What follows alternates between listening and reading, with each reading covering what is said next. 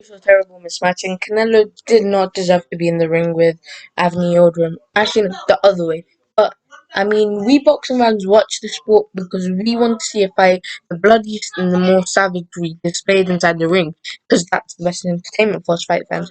There's no need to distract the casual boxing fans and to all the hardcore boxing fans with childish kiss performances before the fighters even enter the ring. As I previously stated, the bout resulted in a total mismatch, but was the reader really surprised that the supposed mandatory challenger had no real chance to beat Canelo? After seeing Alvarez's masterful performance against Callum Smith, was anyone what considering Yildrim was any threat to Canelo?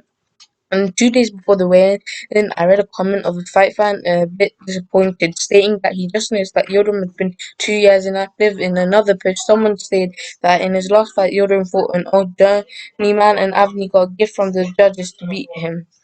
During the fight, from start to finish, Canelo was in total control of the actions. That is not hard. That is not a hard feat to accomplish when your opponent shows no intention of to fight. Yildirim punches that were ridiculous compared to Canelo's. Even worse, Avni never showed any real intention to win the WBC belt at stake. The reader must remember the fight between Mario Lara and undefeated belt holder Josh Warrington. In that fight, the clear underdog showed up to a fight to show heart and hunger and determination, and ended the winning by a nasty knockout in 9 rounds. In a hard to be upset of the year. While Jordan did show the to pick the tech rather than the belt, I bet you all remember how Rod Salco was handpicked by Danny Garcia and how horrible a mismatch it was in that particular fight. The overmatched Rod Salco showed courage and big stones going out as you expect a crowd fighter would do. It seems like that the involved are trying to pass the buck. The Canelo team already knew who Yildirim was. Avni had been a sparring partner for Canelo a few years back, so they knew exactly the limitations he had. Maybe that is why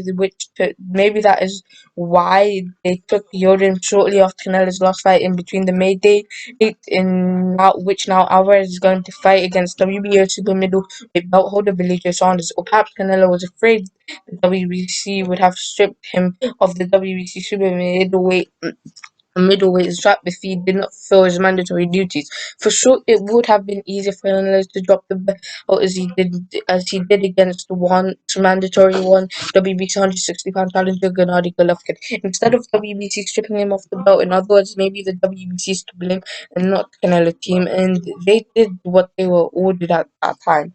Didn't the Zone want to pass Anthony Yildirim as an opponent for Canelo back then? It's reported the Zone kid didn't consider Yildirim to other opponents. So what changed? What was now during the 4-year mandatory COVID-19 lockdown? The Canelo vs Jordan pay-per-view was worth it? No. I mean, right now, how many small businesses are struggling and some are on the verge of going broke? I have to say that looks like a scam. I'm on naive for well-informed fight fans. As always, I'm the Fight Book, and was this a mismatch? Write what you think below. I'm out of here.